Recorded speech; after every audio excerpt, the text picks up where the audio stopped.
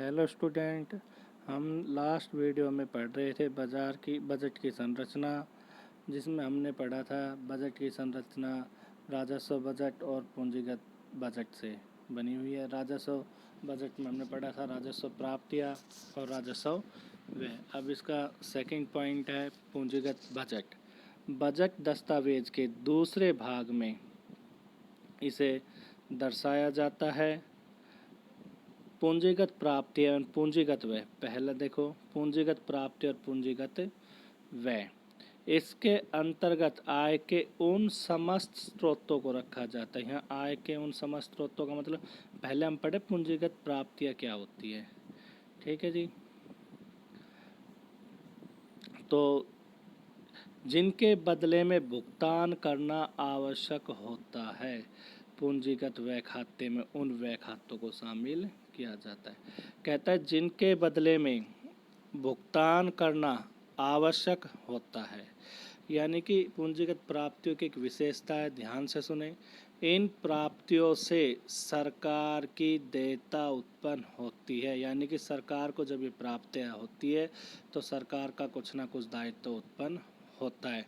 उदाहरण के लिए सरकार द्वारा लिए जाने वाले देय ऋण, कि जब सरकार कोई ऋण लेती है तो उनके पास आते प्राप्तियाँ तो होती है, परंतु सरकार को उनको चुकाना भी होता है, इसलिए इन्हें सरकार की पूंजीगत प्राप्तियाँ कहा जाता है। पहली विशेषता। दूसरी, इन प्राप्तियों से सरकार की परिसंपत्तियों में कमी होती है, यानी कि जब सरकार को दूसरा इन प्राप्ति होती है तो कुछ ना कुछ सरकार की संपत्तियों में कमी होती है।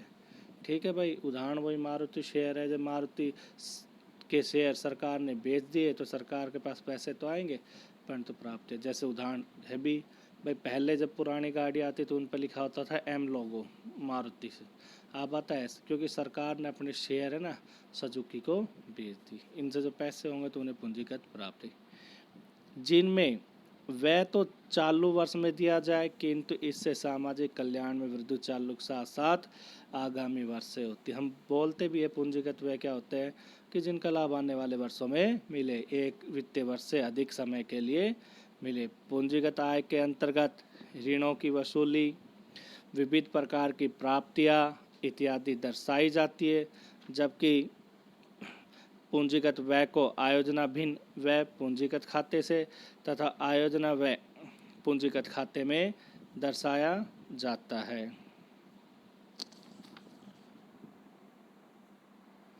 योजनागत व्यय, और इनको योजनागत व्यय भी बोल सकते हैं, गैर योजनागत व्यय या आयोजन भिन्न व्यय और आयोजन व्यय। ठीक है भाई। तो हम वैसे दूसरी परिभाषा पढ़ते हैं कि पूंजीगत व्यय कौन से होते हैं, यानी पूंजीगत व्यय। ठीक है, हमने प्राप्तियाँ पढ़ी थी। पूंजीगत व्यय ये व्यय सरकार की परिसंपत्तियों का निर्माण, यानी कि जब हम इनको खर्च करते हैं तो हमारे पास कुछ ना कुछ, यानी गवर्नमेंट के पास संपत्तियाँ आती है। जैसे भूमि भवनों पर व्यय किया गया, मशीनरी या उपकरणों पर व्यय किया, शेयर क्रय कर लिए।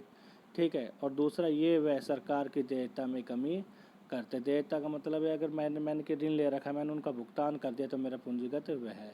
तो पूंजीगत व्यय से अभिप्राय एक वित्तीय वर्ष में सरकार के उन अनुमानित व्यय से है जो परिसंपत्ति में वृद्धि करता है या देयता को कम करता है। यहाँ दूसरी बात है कि पूंजीगत व्यय को आयोजना भिन्न, यानी कि हम योजना व्यय भी बोल सकते हैं और आयोजन भिन्न। योजना व्यय व्यय क्या व्यय होता है, तो योजना व्यय से अभिप्राय, यानी कि आयोजन व्यय से अभिप्राय सरकार के उस व्यय से है जो चालू वर्ष पंचवर्षीय योजना का दिन कार्यक्रम पर किया जाता है, यानी चालू पंचवर्षीय 5 सालों की योजना बना के खर्च किया जाए। उदाहरण के लिए जैसे कृषि पर, ऊर्जा पर, संचार, उद्योग, यातायात आदि सेवाओं पर, सार्वजनिक सेवाओं पर खर्च किया जाए। ठीक है भाई। कि यानी योजना बनाकर पंचवर्षीय सरकार योजना चलाती कि इन पर इतना पैसा खर्च किया जाएगा। और गैर योजना व्यय या आयोजना भिन्न व्यय ऐसे व्यय है जो योजनागत विकास संबंधी कार्यक्रमों के अतिरिक्त अन्य कार्यों में किया जाए, यानी कि मोटे तौर पर कह सकते हैं जो आयोजन वैसे भिन्न, यानी कि इनके लिए योजना। जैसे एक मुख्य उदाहरण है कानून व्यवस्था को बनाए रखने के लिए सरकार द्वारा किए गए कोई ऋणों पर ब्याज का भुगतान के लिए अनुदान वगैरह आदि। अब है पूंजीगत प्राप्तियों को बताया गया है।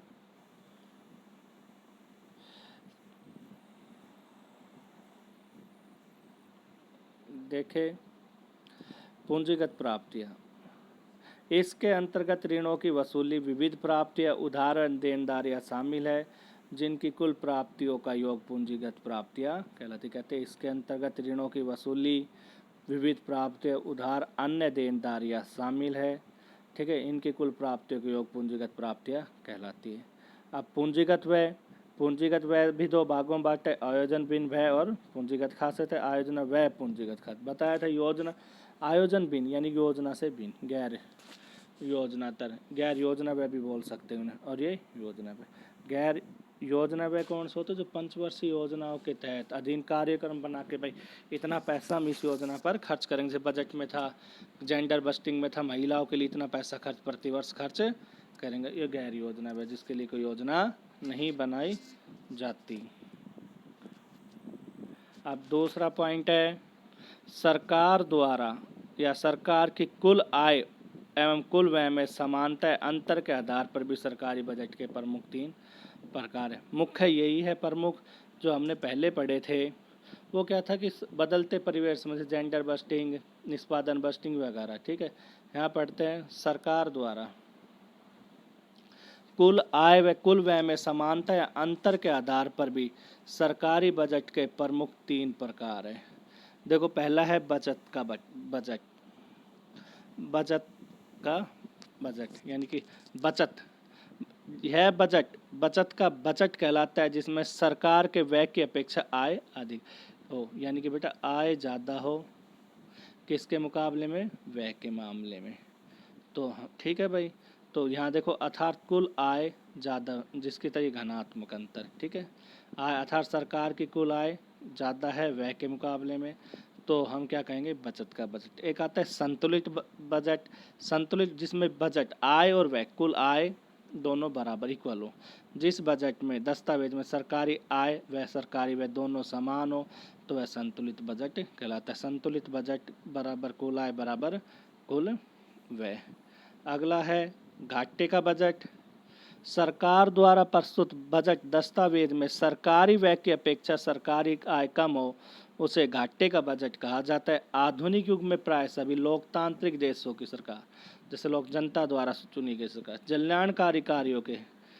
कल्याणकारी कार्यों के लिए तो कई प्रकार के व्यय करने पड़ते। आर्थिक विकास की बढ़ती मांग, सामाजिक सुरक्षा योजनाओं पर बढ़ता व्यय, देश की मांग बढ़ने से सरकारों का सार्वजनिक व्यय तेजी से बढ़ता जा रहा है। यही कारण है कि घाटे का बजट की लोकप्रिय अवधारणा है कि सरकार का कुल व्यय सरकार की कुल आय, ठीक है, तो इसलिए घाटे का बजट का है।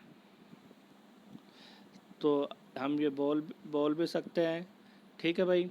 देखो अभी इसमें हमने पढ़ा 3 बजट, ठीक है, मुख्य सरकार द्वारा कहा गया है, ठीक है। पहला हमने इसमें पढ़ा था क्या, फिर दोबारा से बचत का बजट। इसमें क्या था, जब आय कुल आय वैसे अधिक हो तो क्या हो गया बचत का बजट, ठीक है भाई, हो गया ये ज़्यादा इसलिए। उसके बाद संतुलित बजट जिसमें कुल आय और व्यय बराबर हो, संतुलित बजट।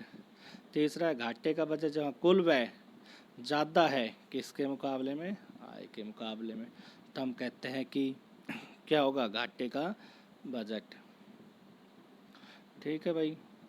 तो आज हमने पढ़ा, देखो हम पढ़ रहे बजट की संरचना, फिर से सुनते बजट की संरचना, और हमने उसको क्या बांटा कि बजट की संरचना में 2 है, एक है राजस्व बजट और एक पूंजीगत बजट। फिर हमने राजस्व बजट के बारे में पढ़ा कि राजस्व प्राप्तियाँ क्या होती है, राजस्व व्यय क्या होता है, जिसके पहले भाग में राजस्व व्यय क्या होता है, जिसके बदले सरकार को कोई संपत्ति में वृद्धि सरकार करती है, वृद्धावस्था पेंशन अनुदान इनको कोई फायदा नहीं होता।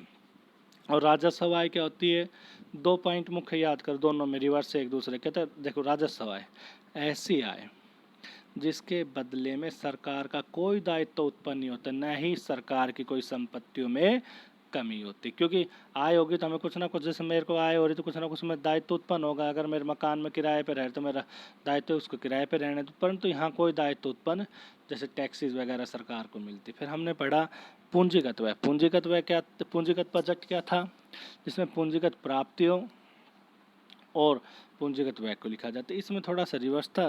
पूंजीगत व्यय क्या था, इसके अंदर यह है कि ना इससे सरकार की जो हमें प्राप्ति है तो सरकार के दायित्व में वृद्धि होगी या संपत्तियों में कमी होगी। ऐसे ही सरकार की अगर आय में प्राप्ति होती है तो सरकार की संपत्तियों में तो कमी होगी और या क्या होगा, दायित्व में वृद्धि। यानी दोनों एक दूसरे का रिवर्स संबंध। अगर मैं थोड़ा फिर ध्यान देखे, हो सकता है कि पूंजीगत प्राप्तियां वे प्राप्तियां होती है जिससे या तो सरकार की परिसंपत्तियों में कमी होगी या तो अपनी संपत्ति बेच देगा, ठीक है, हो गया भाई, या सरकार के दायित्व में वृद्धि होगी। तो हमने राजस्व व्यय, फिर हमने पढ़ा बजट के प्रकार, उसके अंदर था बचत का बजट जिसमें आय ज़्यादा है व्यय के मुकाबले में बचत का। फिर हमने पढ़ा संतुलित बजट, जो संतुलित बजट क्या था, जिसमें आय और व्यय बराबर। लास्ट में हमने पढ़ा था घाटे का बजट जिसमें आय कम है व्यय के मुकाबले में, ठीक है भाई।